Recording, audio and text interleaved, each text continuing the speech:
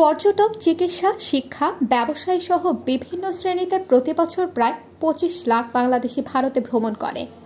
জুলাইয়ের মাঝামাঝিতে কোটা সংস্কার আন্দোলন শুরুর পর ভিসা কার্যক্রম সীমিত করা হয়। এতে বিপাকে পড়েছেন অনেকে। অস্থিতিশীল পরিস্থিতির কারণে ৪ আগস্ট থেকে তা অনির্দিষ্টকালের জন্য বন্ধ করে দেওয়া হয়েছিল।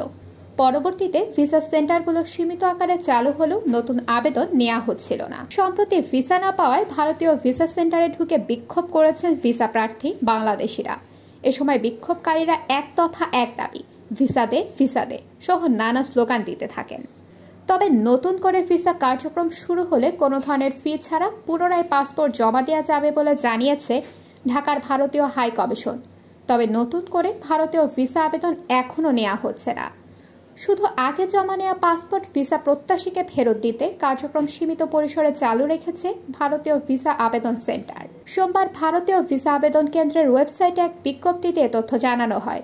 এতে বলা হয়, সীমিত কার্যক্রমের কারণে ভিসা প্রক্রিয়ায় বেশি সময় লাগতে পারে, তাই এখন পাসপোর্ট ফেরত দেওয়া হচ্ছে।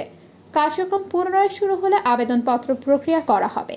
আবেদনকারীকে তার পাসপোর্ট পুনরায় জমা দেওয়ার জন্য SMS এর মাধ্যমে জানানো হবে। তবে এই প্রক্রিয়ার জন্য নতুন কোনো ভিসা প্রসেস ফি দিতে হবে না বলেও জানানো হয়।